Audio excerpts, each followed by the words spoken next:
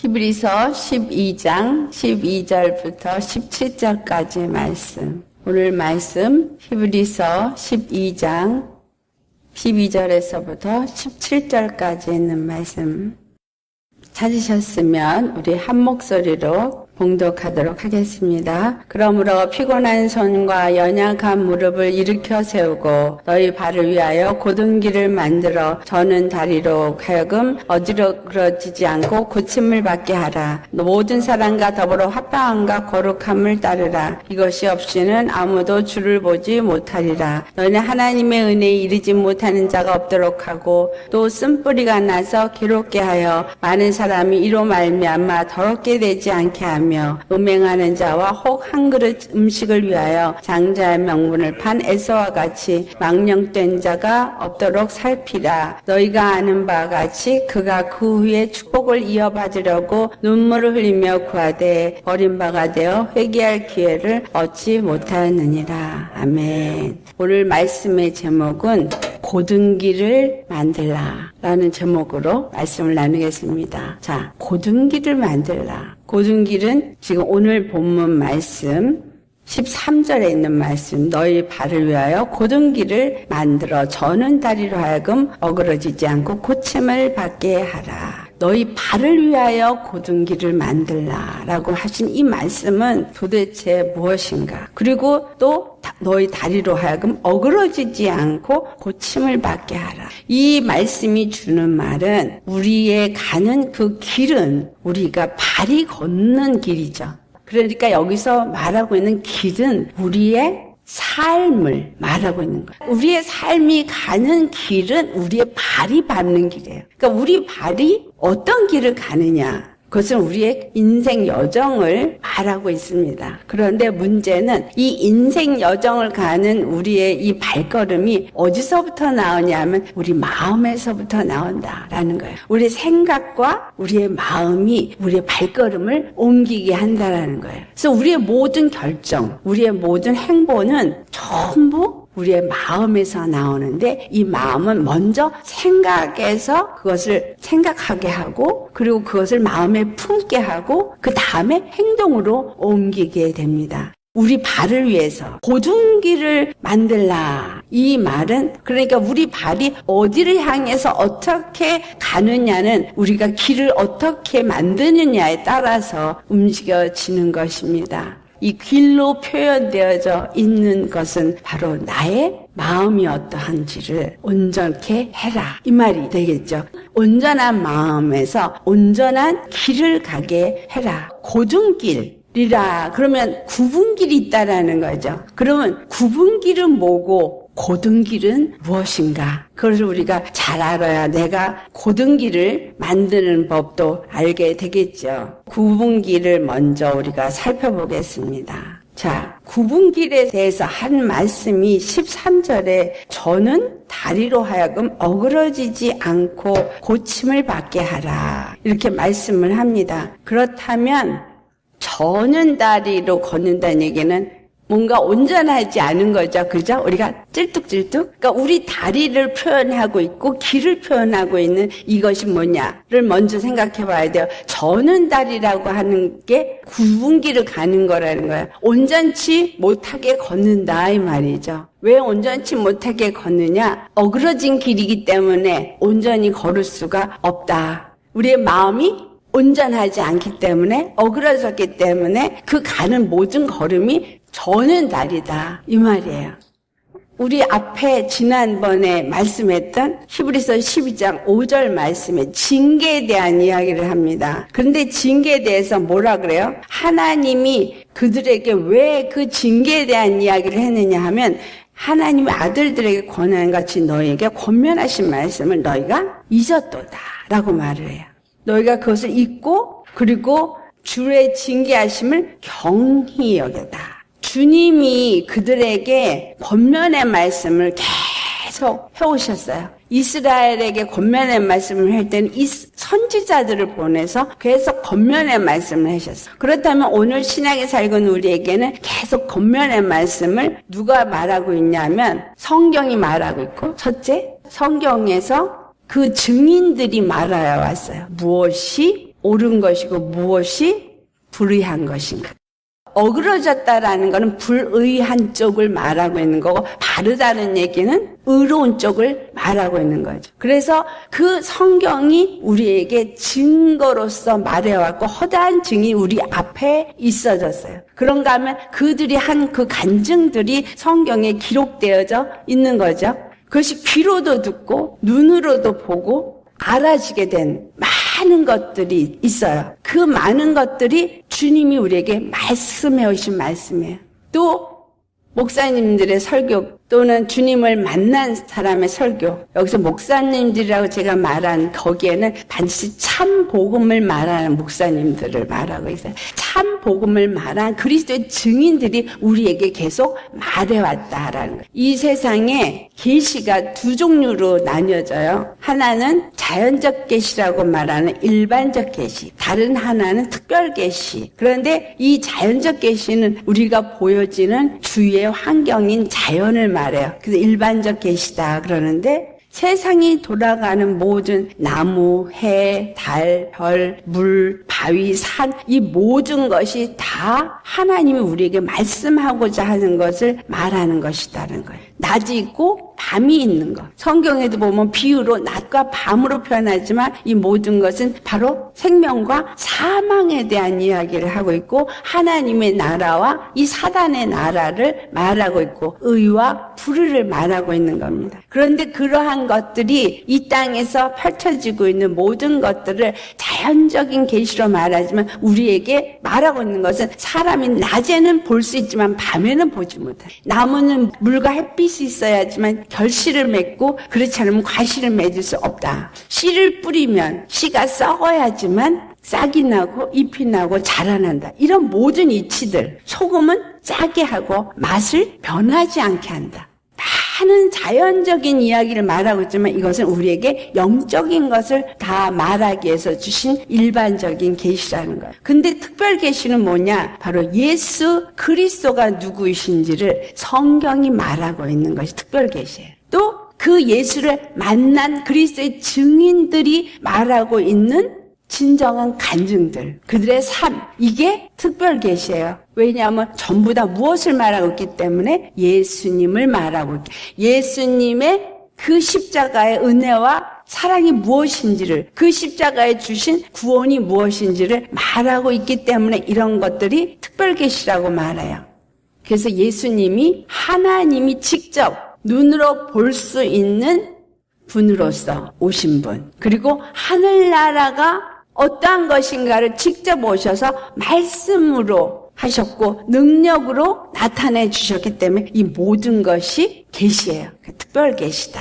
그런데 이 모든 것들은 그들에게 무엇을 말하고 있냐면, 주님이 그들에게 권면의 말이, 하늘나라를 알게 하시고 하늘나라를 바라보게 하시고 회개하고 돌이켜 그 길을 가도록 권면했는데, 그들이 예수님을 어떻게 했어요? 받아들이지 않아요. 그리고 주님이 그들에게 경고를 했어요. 오직 예수 외에는 다른 구원의 길이 없음을, 그 예수님을 떠나서는 결단코 살 수 없음을 예수님이 오셔서 말씀으로도 하셨고, 또 부활하시면서 성령을 보내주시고 성령의 증인들이, 또 성령을 받은 자들이 증거하면서 이 모든 것을 말하는데, 그것을 그들이 어떻게 해요? 경히 여겨, 가볍게 여겼어요. 오늘날에도 우리도 마찬가지입니다. 예수님을 증거하는 자들이 무수히 예수님을 증거하고 십자가를 지고 가지 않냐면 십자가 외에는 다른 구원을 주지 않는다고 말하는데도, 그것을 귀담아 듣고 정말 십자가를 지는 신앙인을 되느냐? 여러분들이 주위를 돌아보면 쉽게 발견합니다. 많은 기독교인이라고, 교회를 나가는 사람이라고 많이 있지만 정말 십자가가 무엇인지 잘 모르는 사람들이 더 많아지고 있다라는 사실이에요. 십자가는 그냥 어떤 샘플이라고. 그래서 교회에서 지금 십자가를 띄고 있어요. 옛날에는 십자가가 교회의 표준같이 십자가가 다 달려 있었는데, 이제는 점점 십자가가 내려오고 있어요. 교회 안에서 십자가가 없어지고 있습니다. 그래서 십자가는 마치 그냥 어떤 상징적인 것으로 변해가고 있어요. 왜? 십자가의 복음이 무엇인지 사람들이 듣지 못하고 또 십자가의 복음을 증거하지 아니하기 때문에 그 십자가 외에는 다른 것이 아무것도 없는데 그 십자가로 들어가지 않고 절대로 믿음이라는 걸 가질 수가 없는데 그것을 말하지 않으니까 우리가 주님 앞에서 정말 고든 길이 뭐고 어그러진 길이 무엇이냐 바로 복음은 참 진리이기 때문에 고든 길이라는 거예요. 고든 길. 그런데 왜 이것이 다 왜곡됐어요? 왜곡됐어요. 지금 많은 기독교 이론들이 많은 목사들의 설교가 왜곡이 돼가지고 다른 쪽을 향해서 가고 있고 십자가를 말하지 않는다라는 거예요. 사람들이 십자가에 죽는 걸 원하지 않기 때문에. 자, 이 구분길은 주님이 이미 말씀을 우리에게 하셨는데 그들이 그것을 경히 여겨서 그와 같이 된 것이다 라는 거죠. 많은 기독교의 역사가 있습니다. 하지만 그 많은 기독교의 역사를 여러분이 공부를 하지 않아서 알지 못하지만 쉽게 여러분이 인터넷에 들어가서도 찾아볼 수 있어요. 얼마나 많이 복음이 변질이 되어져서 어떤 다른 이론으로 이끌어가서 그로 인해서 많은 사람들이 복음을 잘못 받아들이게끔 만들었는가. 우리는 굉장히 쉽게 발견할 수 있습니다. 그래서 오늘날 기독교 이론이라고 말하고 있는 것들을 볼 때 신학적인 것들이 많이 지배를 하고 있고 정말 십자가의 복음에 초점이 맞춰져 있지 않은 것들이 있다라는 사실이죠. 예수님이 우리에게 준 복음은 예수 십자가 그거 하나입니다. 십자가를 떠나서는 복음이 없습니다. 십자가에서 우리의 모든 죄와 사망을 다 진멸하셨어요. 그리고 이제 그 십자가에서 예수님이 물과 피를 흘리셨기 때문에 이 모든 세상에서 우리가 치러야 될 것들은 다 이루신 거예요. 예수님이 다 행하셨어요. 이제는 믿기만 해라. 예수 그리스도 안에서 믿기만 해라. 그리고 그 은혜와 사랑을 받고 그냥 믿고 나아가면 된다라고 하는데 뭔가 다른 걸 자꾸 거기다가 말하고 십자가는 어디로 가는지 없어지고 이게 바로 어그러진 길에 만들어져 있는 거예요. 내 심령에 어그러진 길이 만들어져 있으면 온전히 복음이 들어올래야 들어올 수가 없습니다. 그래서 우리 안에 생각부터 시작된다 그랬죠. 잘못된 이론, 잘못된 생각들, 잘못된 가르침들이 내 안에 들어와 있으면 이게 내 마음에 어그러진 길을 만들어서 제대로 십자가에 죽고 그 고든 길을 내 심령에 만들 수가 없는 거예요. 내 심령에 고든 길이 만들어지면 내 발걸음 역시 고든 길로 나아가지 않는다라는 이야기입니다. 데살로니가 전서 2장 13절 말씀에 무슨 말씀을 하냐면 하나님의 말씀을 받을 때 사람의 말로 받지 아니하고 하나님의 말씀으로 받은 그 교회를 사도 바울이 칭찬을 합니다. 사람의 말로 우리가 복음을 받습니다. 하지만 그 사람의 말씀을 받는 거를 하나님의 말씀으로 받으라는 이 말씀을 오늘날 목사님들이 교회에서 설교를 참 많이 하세요. 그렇다면 정말로 목사님들한테 중요한 건 당신이 먼저 하나님의 말씀을 먼저 바로 받고 바로 증거해야 될 책임이 있는 거예요.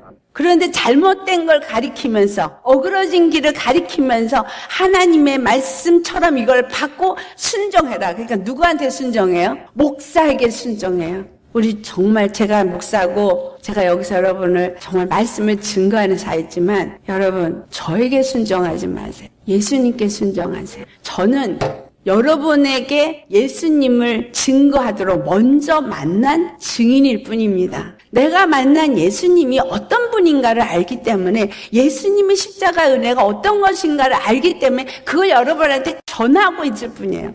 너에게 분부한 모든 것을 가르쳐 지키게 한 이 말씀대로 나에게 분부하셨던 것 그리고 내가 그 말씀을 따라서 순종하면서 여러분에게 전하는 것 뿐입니다. 우리가 순종해야 될 분은 누구예요? 바로 우리 예수님. 우리가 사랑해야 될 이도 예수님. 그래서 목사 따라다니다 같이 지옥 가요. 굴비가 한 두름에 묶여있죠. 다. 새끼에 다 꽈놨어요. 잘못된 거로 묶여지면 목사가 지옥 갈 때 나도 같이 지옥 간다는 거예요. 그 여러분이 해야 될 게 뭐예요? 어그러진 길을 가리키냐 안 가리키냐 그거를 잘 알려면 내가 성경을 읽어야 돼요. 내가 성경을 읽고 내가 기도를 해서 주님 안에서 영으로 온전히 열려 있어야 돼요. 그래야 저 목사가 바른 설교를 하는지 틀린 설교를 하는지 구별할 수 있는 겁니다. 주님 앞에 우리가 기도할 것이 뭐예요? 이 시대에 너무나 거짓된 복음이 참 진리처럼 범람해 있어요. 그러니 주여 내가 바른 복음을 들을 수 있는 귀를 주시옵소서. 근데 그냥 귀를 열어주셔서 그냥 알게 하는 게 아니라 성경을 알아야 저 목사님이 지금 틀리게 말하고 있네 라고 할 수 있을 거 아니에요. 근데 성경을 지식으로 아는 게 아니라 하나님의 영으로 그 성경이 열려서 알아져야 정말 바른 복음과 다른 복음을 우리가 구분할 수 있게 되는 거예요. 주님이 내게 말씀하신 음성을 내가 바로 들어야 바른 길을 갈 수 있다 이 말입니다. 그 계시의 말씀이 내게 온전히 임할래니 에베소 1장 17절 말씀처럼 지혜와 계시의 영을 우리 가운데 부어주시기를 구해야 되는 겁니다. 할렐루야. 정말 주님의 말씀, 제가 주님의 말씀을 아주 잘 전하시는 목사님한테서 신앙생활을 하면서 좋다 이랬어요. 근데 주님이 저한테 다 뭐라고 말씀하시냐면 그 가운데 하나가 빠졌다. 그래서 근데 그 하나가 뭐가 빠졌는지를 잘 모르겠었어요. 처음에는. 그래서 그 하나가 뭐가 빠졌나고 열심히 들었어요. 근데 정말 빠진 건 가장 중요한 게 빠졌더라는 거예요. 분명히 십자가도 얘기하고 예수 보혈도 얘기하고 정말 복음을 말해요. 그런데 정말 십자가의 사랑은 우리 하나님을 사랑하되 내 마음을 다하고 목숨을 다하고 뜻을 다하고 힘을 다해 사랑하고 내 이웃을 내 몸과 같이 사랑하는 이 말씀 안에서 다 이루어졌거든요. 그런데 이 말씀이 십자가를 말하는데 그 교회 안에서는 영적 교만이 넘치지 십자가의 사랑은 찾아볼래야 찾아볼 수가 없더라는 거예요. 그렇기 때문에 우리가 정말 하나님의 영으로 인도받아서 정말 십자가의 그 사랑이 내 안에서 역사되어질 수 있는 사람이 되어져야 내가 제대로 말씀을 받아 먹은 사람이 되어지는 겁니다. 말씀이 그냥 십자가 뭐 사랑한다 그래가지고 그냥 하나님은 사랑이시고 예수님이 그 십자가에 죽으신 게 바로 그 사랑이야 라고 말은 하는데 왜 내 심령 안에서 그 일이 일어나지 않느냐. 그건 바로 어그러진 거를 내가 너무나 많이 가고 있기 때문이다라는 거예요. 내 안에 바른 길이 세워지지 않으면 이 어그러진 것들은 나로 하여금 온전히 그 사랑이 나타날 수가 없게 하신다는 거예요.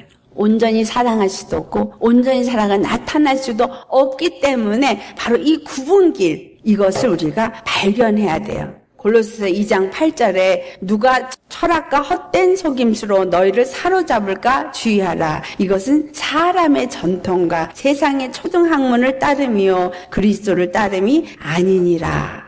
세상에서 많은 사람들이 가리키고 있는 것들, 그러한 것들이 철학, 속임수라는 거예요. 한동안 목사님들이 독일에 가서 공부를 하죠. 독일의 철학이 유명하죠. 근데 이것이 뭘 만들어냈냐 하면 인본주의 신학을 만들어냈어요. 영지주의 신학을 만들어냈어요. 그래서 다른 이론이 범람해지게 하는 아주 요인이 되었어요. 철학이 복음이란 이름으로 교회 안에서 역사되어지니까 이것이 거짓 속임수를 만들어서 십자가는 어디로 가는지 없어지고 다른 초등학문은 뭘 말하냐면 율법을 말해요. 율법화된 복음. 그래서 종교인을 만들어내고 하나님의 전능하심을 왜곡시키는. 자, 영지주의가 가리키는 게 뭐예요? 우리 사람들은 하나님이 지으실 때 하나님의 형상을 담게 지어서 하나님의 지혜가 있다라는 거예요. 그렇기 때문에 우리가 이해하지 못하는 일은 우리가 인정하지 않는 것은 진리가 아니다. 그러니까 물 위로 사람이 베드로가 걸었다. 이건 아니라는 거예요. 그건 그때 예수님 당시에만 있었던 일이고 지금은 일어나지 않는다. 자, 예수님은 어제나 오늘이나 영원토록 동일하신 하나님. 할렐루야. 그 동일하신 하나님이 우리에게 능력으로 주신 것이 바로 십자가예요. 십자가가 능력이라 그랬어요. 그렇다면 그 십자가가 능력이기 때문에 정말 죽어가던 자가 예수님의 그 십자가를 바라볼 때 살아 일어나는 거고, 정말 병든 자가 예수님의 그 십자가를 붙잡을 때 그들이 치유함을 받는 겁니다. 여러분, 내가 종교생활로 믿는 노력으로 교회를 나오고 있다면 십자가의 능력은 내 것이 될 수가 없어요. 하지만 내가 죄에 대해서 죽고 예수님의 그 십자가 때문에 구원을 받았다는 믿음으로 그 십자가만을 붙잡는다면 모든 것을 이길 수 있는 능력이 바로 그 십자가다라는 사실이에요. 그 다음에 오늘 본문 15절 말씀에 후반부에 쓴뿌리가 나서 괴롭게 하여 많은 사람이 이로 말미암아 더럽게 되지 않게 하라는 말씀이 있어요. 그렇다면 이게 어그러진 길은 무슨 일이냐? 굽은 길은 바로 쓴뿌리가 우리 안에 있음으로 인해서 생겨진 길입니다. 쓴뿌리가 있으면 다른 사람을 괴롭게 하고 더럽게 해요. 자, 내 안에 미움이 자리 잡고 있으면 그 미움이 분노를 일으킵니다. 그럴 때 내 안에 분노가 있을 때 얼굴이 일그러지죠. 근데 그것뿐만이 아닙니다. 그 환경을 다 그 분노의 현장으로 만들어버려요. 내 옆에 있는 사람들까지도 다 더럽혀버려요. 여러분, 사람들이 모여있는 곳에 아니면 그 사람들이 모이지 않은 내 가정에서라도 내가 분을 내면 그 분노한 그 순간에 그 환경, 공기, 그게 주위 사람들을 다 더럽힌다라는 거예요. 이것은 그냥 제가 하는 얘기가 아니라 주님이 말씀하시는 말씀. 네가 미움을 버리지 아니하면 그 미움을 가지고 있는 그 영이 너로 말미암아 네가 미워하는 그 사람도 더럽히고 내 가족도 더럽히고 주위를 다 더럽힌다는 거예요. 내가 남편을 미워하면 나도 더럽히고 남편도 더럽히고 그 다음에 그 옆에 있는 사람들도 다 더럽힌다라는 거예요. 더럽힌다라는 이야기는 바꿔 말하면 사단의 공기를 만들어준다라는 거예요. 사단이 더 힘이 세진다라는 거예요. 들어올 때는 사단은요, 아주 가는 지렁이같이 아주 실뱀으로 들어옵니다. 하지만 그런 것들이 들어와서 내 안에서 내가 걔네들에게 밥을 먹이면, 미움이 생길 때 미움을 주고 용서하지 못할 때 용서하지 않고 화가 날 때 화를 내고 이러면 걔네들한테 밥을 먹이는 거예요. 밥을 자꾸 먹이면 어떻게 돼요? 걔네들이 점점 커져서 내 안에 따리를 들고 큰 구렁이가 돼서 앉아 있습니다. 우리 주님이 내게 쓴뿌리를 허락하길 원치 않으세요. 근데 이 쓴뿌리는 어디서부터 말미암느냐? 자라면서 온 감정의 상처.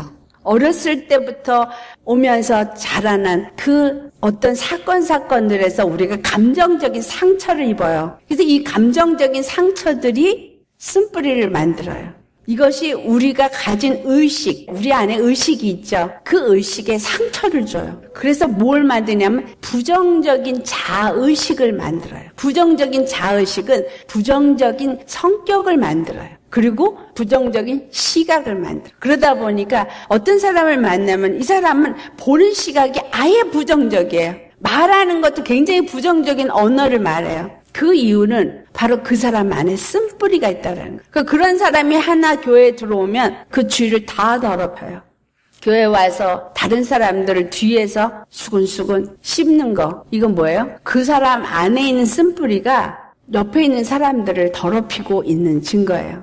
제가 만난 한 전도사가 너무너무 아주 부정적이에요. 나는 왜 그 사람이 그렇게 모든 보는 시각이 부정적인지 정말 이해가 안 됐어요. 왜냐하면 그렇게 볼 필요가 없는데 똑같은 말을 들었는데 듣고 해석하는 해석이 너무나 다른 거예요. 근데 다른 이유를 알아보니 이 사람은 자라면서부터 비교의식 속에서 자랐어요. 오빠가 너무 잘생겼어. 잘생기고 공부도 잘했어. 너희들이 형제니? 어머, 근데 어쩜 그렇게 다르게 생겼니? 그러면서 이 오빠를 칭찬한 거야. 넌 어쩜 그렇게 잘생겼니? 그러니까 상대적으로 말은 안 했지만 너는 어쩜 그렇게 못생겼니? 이렇게 들리는 거예요. 자라면서 계속 그렇게 자라. 그리고 아들과 딸이라는 관점에서 아들은 대우를 받으면서 자랐고 딸은 대우를 받지 못하고 그래서 자라니까 이 비교의식 속에서 굉장한 자기의 컴플렉스가 강하게 자리 잡고 있었던 거예요. 주님의 은혜를 받은 자요. 예수님을 믿고 신학교도 나오고 전도사는 되는데 이 안에 이 어그러진 쓴뿌리는 없어지지를 않으니 사역자가 됐어도 그 입에서 나오는 것마다 부정적인 말이 나오고 부정적인 시각으로 본 것이 입으로 나오고 그 안에 부정적인 마음이 다른 사람들을 이간시키고 분리시키고 그런 일들을 끊임없이 하더라는 거예요.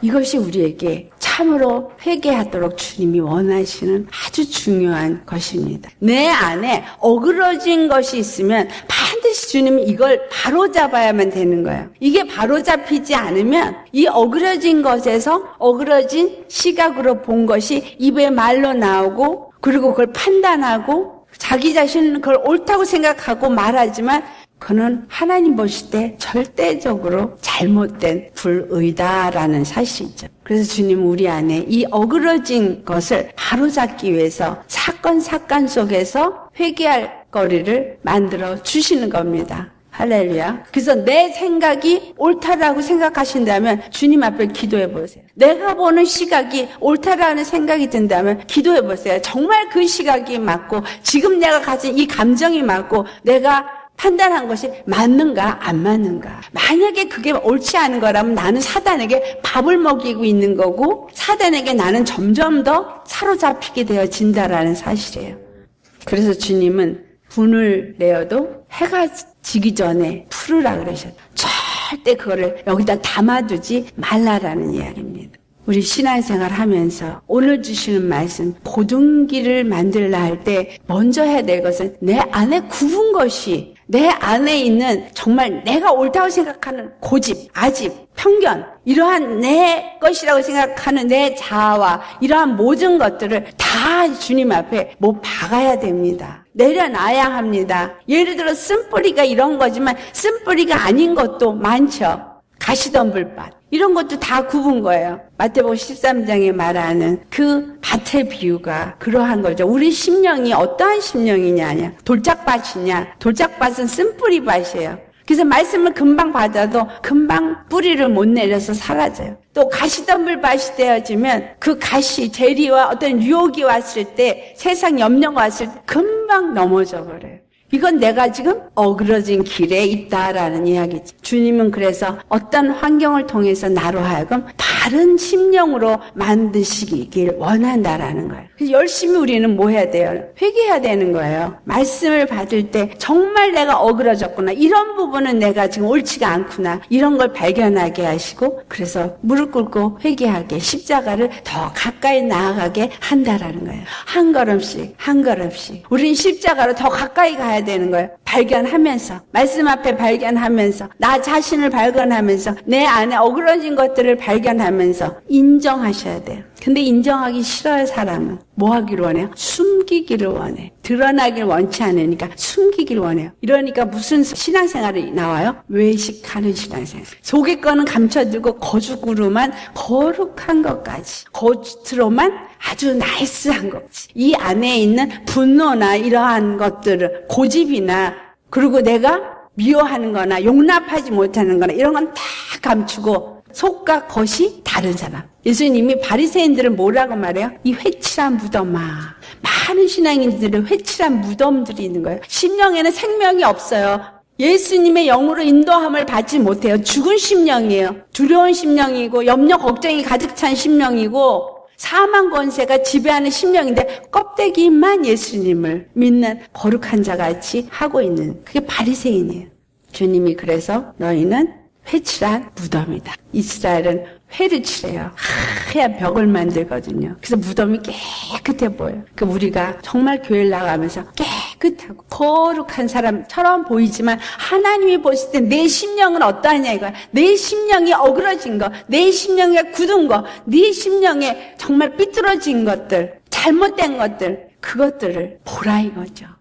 그 다음에 16절부터 17절 말씀에 에서의 얘기를 들면서 음행하는 자와 혹 한 그릇 음식을 위해서 장자의 명분을 판 에서와 같이 망령된 자가 없도록 살피라. 자, 이 굽은 길은 음행을 행하는 망령된 자예요. 이런 사람들은 회개할 기회를 얻지 못했다라고 기록하고 있습니다. 음행을 행하는 자는 여기서 믿는 자 중에 음행을 행하는 자를 말하고 있는 거예요. 믿지 않을 때 행하는 음행은 주님이 카운트 안 해요. 그는 모르니까. 그렇지만 내가 예수님을 믿고 나서 주님의 그 은혜를 받고 정말 성령의 인도함이 무엇인지를 알고 십자가가 무엇인지를 알면서 음행을 행하는 것, 그 음행을 우리가 생각할 때 그냥 육적인 어떤 간음을 생각하지만 주님이 말씀하시는 음행은 다른 것이 신이 되어져 있는 것을 말하는 겁니다. 내 마음 안에 다른 것, 돈이 나를 유익하게 할 수 있다고 신이 되어져 있다면, 어떤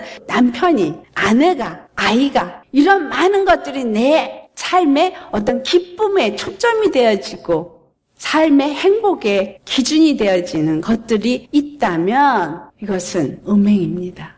그 다음에 망령된 자라고 표현하는데, 이 망령된다라는 얘기는 영어로는 godless예요. 하나님이 없는 것 같은 사람. 주님을 믿는다고 교회 가서 주여 주여 하지만 그 안에 하나님이 없는 거는 뭐든지 그냥 내가 하려고 하는 거.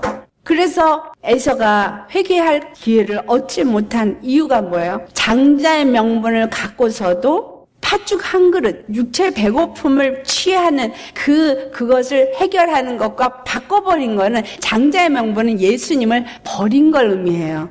예수님이 십자가를 통해서 구원받고 그것으로 말미암아 영생에 이르는 이것을 버린 사람이 에서와 같은 사람. 이걸 버리고 육체의 것을 취한 사람. 목사님 중에서도 육체의 것을 취하고 예수님이 다 보고 계시고 다 알고 계시는데, 우리 심령 패부 깊숙한 곳까지 다 보고 아시는데 마치 하늘을 가린 것 같이 뒤에서 자기 욕심을 채우고 자기 배를 채우면서 겉으로는 아주 거룩하고 아주 인품이 있는 목사님처럼 하는 이런 것들. 이게 뭐예요? 망령된 자예요. 음행하는 자도 됩니다. 왜? 돈을 취하고 돈이 내 욕심을, 내 마음을 주장하게 했기 때문에 돈이 신이 된 거죠. 그리고 하나님이 하늘을 가린 것처럼 보지 않고 있다고 생각하는 건 하나님이 없다라고 생각하는 거예요. 정말 우리가 인생을 살면서 하나님이 우리의 모든 무익한 말까지도 다 헤아리신다는 거, 우리 패부 깊숙한 생각까지도 다 헤아리신다는 거, 이거 잊지 마시기 바랍니다. 주님은 우리의 모든 것을 보시고 모든 것을 아시는 불꽃 같은 눈빛을 가지신 하나님이세요. 그 어느 것도 그분 앞에 숨길 수가 없습니다. 그분 앞에 모든 것이 벌거벗은 것까지 다 드러나 있어요. 우리가 주님을 어떻게 구분길로 나아갈 수 있느냐, 정말 십자가 은혜를 아는 자가 어떻게 구분길로 나아갈 수 있느냐라는 거죠. 왜냐하면 주님이 모든 걸 보시고 아시기 때문에 하나님 앞에 우리는 정직하고 정결하고 진실할 수밖에 없다라는 거예요. 내 입에 거짓을 말하느냐 거짓을 말하지 않느냐까지도 다 아시는 하나님. 그렇기 때문에 정말 하나님을 믿고 그분을 아는 자라면 진실할 수밖에 없고 정직할 수밖에 없고 외식하지 않는 자가 될 수밖에 없습니다. 할렐루야. 그렇기 때문에 우리는 주님 안에서 율법 앞에 서게 돼요. 디모데전서 1장에 8절로부터 10절에 그 율법에 대한 이야기를 합니다. 우리 한번 찾아서 봉독해 보겠습니다. 디모데전서 1장 8절에서부터 10절 말씀. 찾으셨습니까? 네, 그러면 함께 봉독하겠습니다. 그러나 율법은 사람이 그것을 적법하게만 쓰면 선한 것임을 우리는 아노라. 알 것은 이것이니 율법은 옳은 사람을 위하여 세운 것이 아니요 오직 불법한 자와 복종하지 아니하는 자와 경건하지 아니한 자와 죄인과 거룩하지 아니한 자와 망령된 자와 아버지를 죽이는 자와 어머니를 죽이는 자와 살인하는 자며 음행하는 자와 금색하는 자와 인신매매하는 자와 거짓말하는 자와 거짓맹세하는 자와 기타 바른 교훈을 거스르는 자를 위함이니. 자, 율법이 무엇을 위한 거라는 거예요? 옳은 사람을 위해서 세운 게 아니라는 거예요. 율법은 우리의 불법을 드러내게 하기 위함이에요. 불법을 드러내기 때문에 율법이 적법하게 쓴다면 율법은 선한 법이에요. 그 율법이 나쁜 법이 아닌 거예요. 선한 법이에요. 왜? 우리에게 우리 안에 있는 그 불의를 드러내서 회개케 하고 십자가로 우리를 인도하기 때문에. 그리고 율법이 다른 것이 뭐예요? 죄를 드러내는 것뿐만 아니라 죄를 심판하는 것도 율법이죠. 그렇기 때문에 죄 가운데 나아가는 자는 그 죄로 말미암아서 심판을 받게 되어지고, 그 죄를 깨닫고 회개해서 예수 그리스도께 나아가는 자는 그 은혜를 입어서 주님의 인자하심을 얻는 자가 되어지는 겁니다. 하나님을 인자와 어미의 하나님이라고 얘기한 것은 공의의 하나님이시기 때문에, 율법의 공의가 모든 것을 판단하시기 때문입니다. 그 판단 앞에 우리는 로마서 3장 10절 의인은 없나니 하나도 없어. 그러니까 우리는 예수님 앞에 의로 올려고 하지를 마시라 이 말이에요. 의인은 아예 없으니까, 모두가 죄인이니까. 다만 율법 앞에 우리가 서는 이유는 죄를 깨닫고 예수 그리스도의 그 십자가의 은혜를 점점 더 알아간다는, 내 죄가 깨달아지는 만큼 그 은혜가 점점 더 크게 느껴지는 거예요. 어찌 나 같은 죄인을 사랑하셔. 이렇게 사랑할 수가 있는, 이 사랑이 점점 더 크게 조명되어지게 되는 겁니다. 믿지 아니하는 자는 이미 심판을 받았다라고 했어요. 그래서 내가 교회를 다녀도 내 안에 믿음이 없으면, 십자가의 믿음이 없으면 나는 이미 심판을 받은 거예요. 왜? 나는 죄인이니까. 오늘 본문 15절에 하나님의 은혜에 이르지 못한다라고 말해요. 이렇게 굽은 길로, 어그러진 길로 나아가는 발걸음, 저는 다리는 구원에 이르지 못해요. 하나님의 은혜에 이르지 못한다는 거예요. 우리가 정말 하나님의 은혜에 이르는 길은 무엇이냐? 이건 고든 길이에요. 근데 고든 길은 하나님의 은혜에 이르는 길이고, 또 보니 주를 만나서 고침을 받을 수 있는 길이에요. 감사한 거예요. 은혜를 알게 되어지는 길이고, 하나님의 은혜에 이르는다는 얘기, 은혜를 아는 거잖아요. 저 십자가의 은혜를 알게 되어지고, 그 다음에 그 주를 만나, 십자가의 주를 만나 고침을 받게 되어지는 거. 그리고 그 십자가는 우리에게 좁은 길이죠. 그래서 이 고든 길은 뭐예요? 예수 그리스도가 십자가에서 죽으시고 부활을 하면서 열어놓으신 그 길, 이게 고든 길이고, 그래서 고든 길은 십자가의 진리를 말하고, 고든 길은 참 믿음으로 나아가는 길이고, 오직 그 십자가를 떠나서는 고든 길은 우리 안에 있을 수가 없다라는 거예요. 근데 이 고든 길을 우리 안에 만들려고 그랬어. 우리 안에 고든 길을 만드는 얘기는 내 심령에 십자가가 온전히 세워지는 죄에 대해서는 죽고 의에 대해서 사는 자가 되어지는 거. 이게 바로 고든 길을 만드는 거죠. 내 생각도 내 마음도 온전히 십자가에 잡히고, 그래서 그 십자가에 육에 대해서는 죽고 의로 사는 자의 발걸음으로 갈 때 우리가 고든 길을 가는 고든 다리를 가진 자가 되어지는 거예요. 뭔가 열심을 낸다고 막 뛰어도 저는 자리인 거예요. 십자가의 은혜와 사랑이 없으면 저는 다리를 가지고 어그러진 길을 가는 자입니다. 이제 고든 길을 만들라라고 말했어요. 고든 길을 만들려면 어떻게 해야 돼요? 히브리서 12장 10절에서 11절 말씀에, 지난번에 읽었던 말씀입니다. 지난주 말씀에 우리 다시 한번 읽겠습니다. 함께 봉독합니다. 그들은 잠시 자기의 뜻대로 우리를 징계할거니와 오직 하나님은 우리의 유익을 위하여 그의 거룩하심에 참여하게 하시느니라. 무릇 징계가 당시에는 즐거워 보이지 않고 슬퍼 보이나 후에 그로 말미암아 연단받은 자들은 의와 평강의 열매를 맺느니라. 아멘. 고든 길을 우리 심령 안에 만들려면 첫 번째, 징계하신 하나님의 뜻을 이해할 수 있어야 돼요. 안다는 거는 이해한다는 거예요. 이해한다는 얘기는 내가 accept, 그걸 받아들이고 수긍해서 그대로 거기에 참여할 때 그게 온전한 이해예요. 성경에서 듣는다라고도 표현해요. 샤마, 듣는다. 주님의 말씀을 경청해서 듣는, 그거는 경외하는 마음, 주님을 경외하는 믿음을 가진 상태를 말합니다.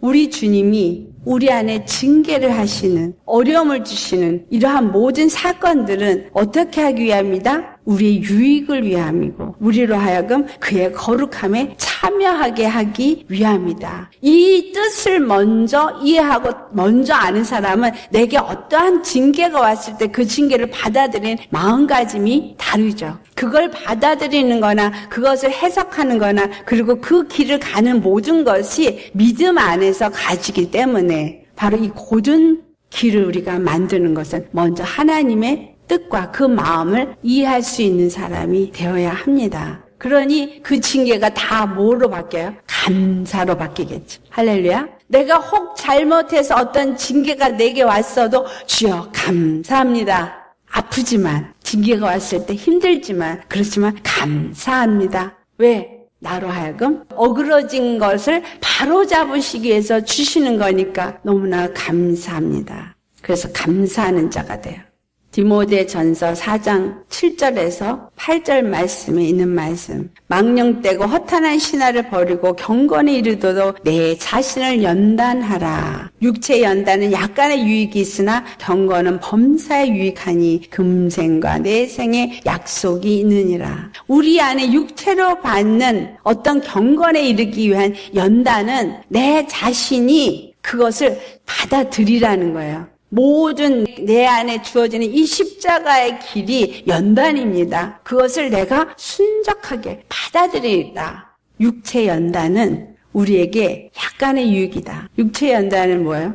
고행하는 거. 예수님 만나려고 그냥 40일 철야하고 금식하고 이거는 중들이 1000번을 절을 하느니 3000배를 하느니 이게 다 육체 고행이죠. 육체 연단. 근데 그거는 육체에 잠깐 있는 유익일 뿐이지 그것은 우리의 금생과 내생에 어떠한 유익도 주지 않습니다. 정말 예수님이 없는 고행은, 예수님이 없는 연단은 내게 아무 유익이 없어요. 정말 예수님 때문에 내가 그 연단을 통과하고 예수님 때문에 그 고난을 내가 통과한다면 그것은 금생과 내생에 하나님의 약속을 얻는, 축복을 얻는 그 열매가 맺어져. 그게 의와 평강의 열매예요.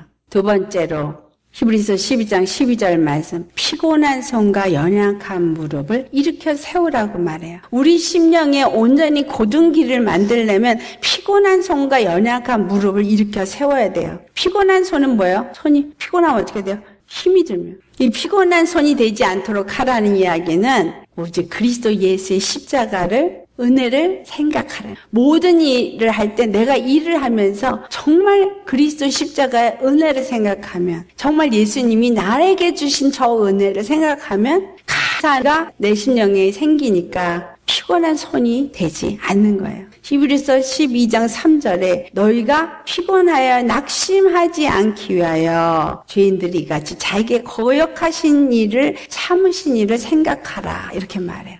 뭐 하지 않기 위해서? 피곤하여 낙심하지 않기 위하여 예수님을 생각해라 이 말이에요. 예수님이 어떻게 나를 위해서 어떤 은혜를 베푸셨는가 그 은혜를 생각하시기를 축원합니다. 그 다음에 연약한 무릎을 일으켜 세워라. 연약한 무릎을 우리는 일으켜 세워서 믿음의 좁은 문으로 들어가야 합니다. 무릎은 뭐예요? 다리를 버티고 쓰게 하는 힘을 주는 게 무릎이에요. 무릎에 힘을 빼면 어떻게 돼요? 이렇게 훅 꺼져요. 근데 무릎에 힘을 주면 반듯하게 딱 쓰는 거. 이 무릎을 일으켜 세우라.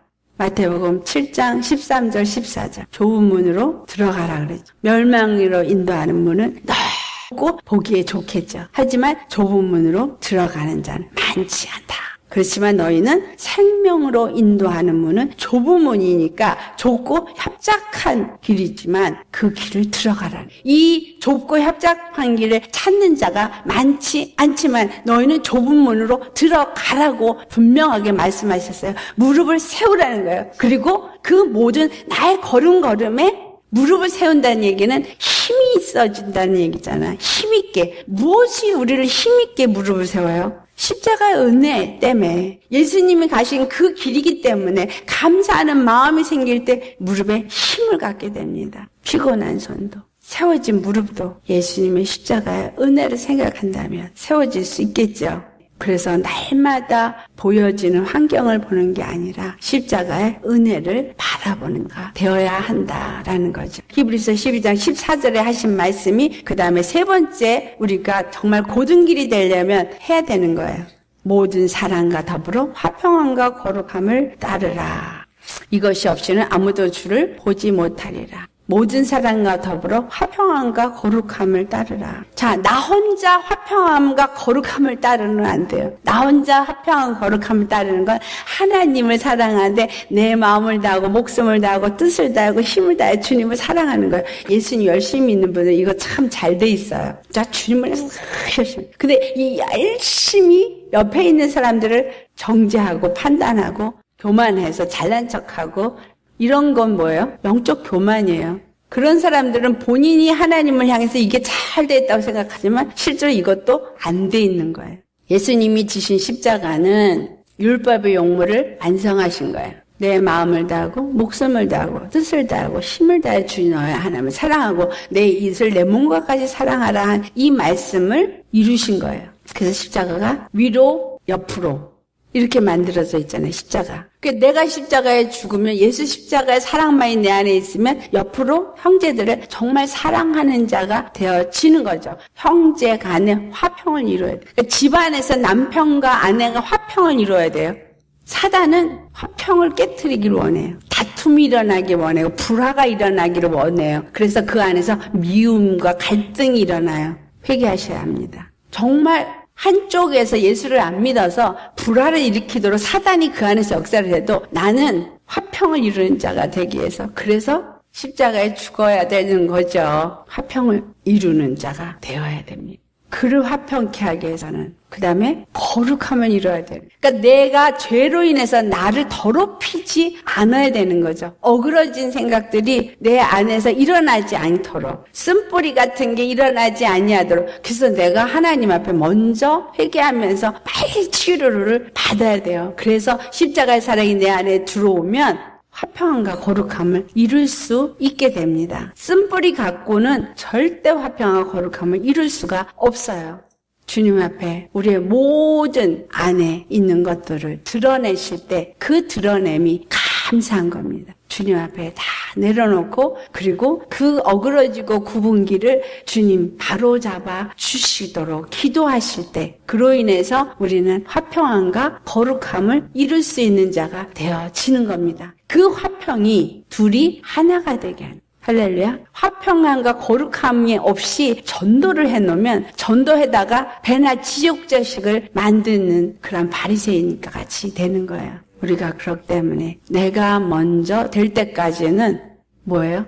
참으라 하신 거지. 그래서 성령이 너에게 임할 때까지 너희가 전혀 기도에 힘쓰라. 제자들에게 하신 말이에요. 제자들이 나가서 증거를 할 때 성령이 너에게 임하실 때까지 전혀 기도에 힘쓰라. 우리가 성령을 받고 예수님을 영접했지만 내 안에 성령이 충만해져서 정말 화평함과 거룩함을 이룰 수 있도록 주님은 만드십니다. 그리고 전도하게 하시죠.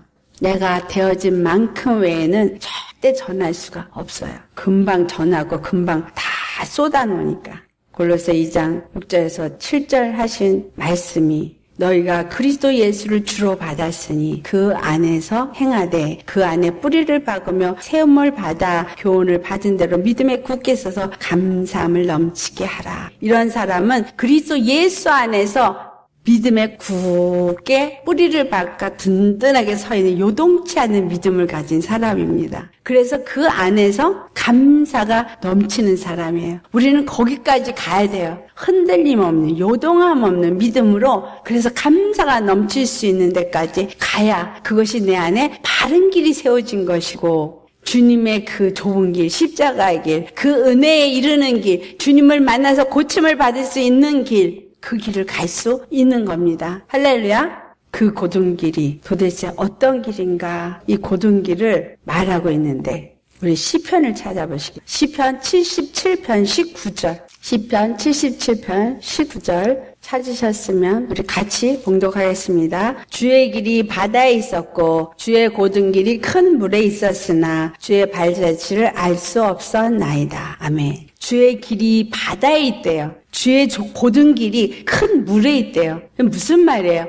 바다는 음부의 권세, 바로 사단이 입에서 물을 강같이 토해낸 세상 것들, 거기에 숨겨져 있어요. 바로 홍해가 갈라질 때 그들이 모세의 지팡이에 의해서 갈라졌어요. 모세의 지팡이를 내밀 때 그 홍해가 갈라지고 마른 땅이 드러나서 이스라엘 백성들이 그 마른 땅을 건넜어요.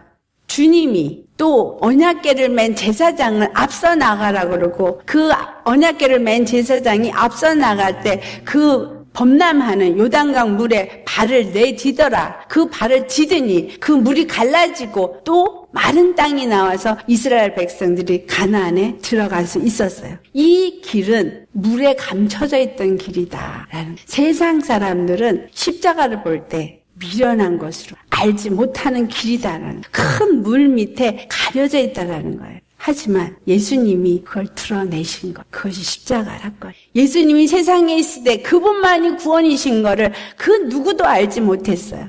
그래서 예수님을 십자가에 못 박았지만, 그러나 부활하시면서 바로 그분만이 고든 길이라는 것, 바로 그분의 십자가만이 우리를 구원할 수 있는 그 길이요, 우리 그리스도 예수께서 메시아라는 걸 드러낸 사건이 부활 사건이에요. 그래서 십자가가 내 안에 능력으로 역사되어지도록 나는 그 십자가를 붙들으면 내 안에 고든 길이 세워지는 거예요. 할렐루야. 내가 하는 것이 아니라 주님이 그 일을 하세요.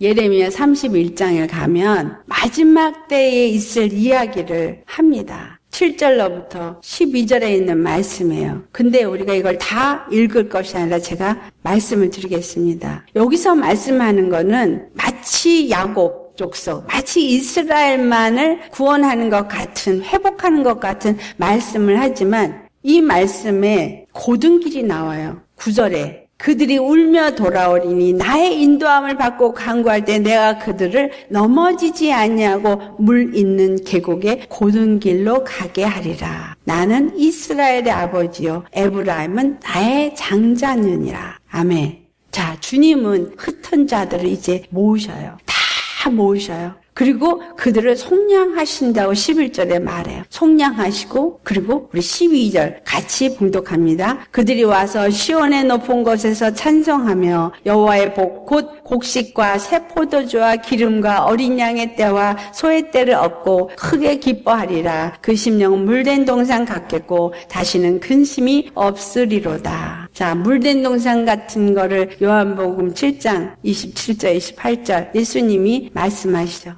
우리 안에 물된 동산은 성령이 우리 안에 임하셔서 정말 그 생수의 강이 흘러 넘치는 상태가 되어진다라는, 성령이 우리 안에 임해서 정말 그 흘러 넘치는 심령이 되어지려면 고든 길이 세워져야지만 물이 들어옵니다. 십자가의 복음의 말씀이 온전히 내 안에 생명이 되어지고 은혜가 되어지고 생수의 강처럼 흘러 들어오려면 내 심령이 바로 세워져야 돼. 그래서 주님이 오늘 말씀 고든 길을 만들어서 네 어그러진 다리가 고침을 받게 하라. 주께서 그 십자가로 우리를 고치시고 온전케 하시고, 그래서 물된 동산이 되게 하시고 내 심령이 물된 동산이 되니 나의 가는 길이 바로 은혜에 이르는 길, 주님으로 말미암아 고침을 받을 수 있는 길, 그 좁은 길을 넉넉히 가게 하여 주시더라. 할렐루야. 그래서 모든 사람이 주님께 돌아오게 하시니, 이것은 주님의 약속의 말씀이에요. 나로 돌아오게 하시니, 나를 통해서 또 내 가정을 돌아오게 하고 내 이웃을 돌아오게 하고 내 주위를 만나는 자마다 돌아오게 하니 너희가 권능을 받은 예루살렘과 온 유대와 사마리아와 땅끝까지로 내 증인이 되리라.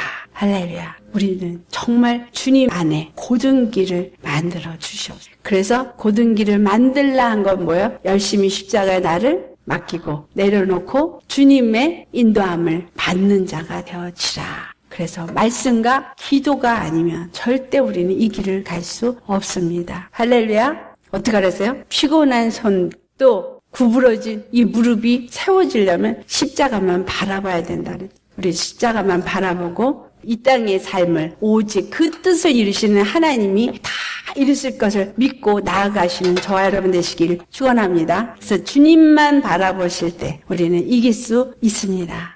기도하시겠습니다. 다 같이 오늘 받은 말씀 생각하시면서 우리 주님 앞에 고백하시며 기도하시겠습니다. 정말 마음을 물 쏟듯이 쏟아내라 그랬어요. 담아두지도 마시고 숨기지도 마시고 다 다 쏟아내세요. 부족한 거 부족한 대로 다 쏟아내십시오. 그리고 주님, 나는 이런 죄인입니다. 하지만 그 십자가의 그 고든 길을 내 심령에 내시옵소서. 그리고 주의 말씀의 생명수가 내 안에 들어와서 내 주의 모든 사랑과 화평함과 거룩함을 이루는 자가 될 수 있게 하여 주옵소서. 우리 다 같이 주님 앞에 간절한 심령으로 기도하시겠습니다.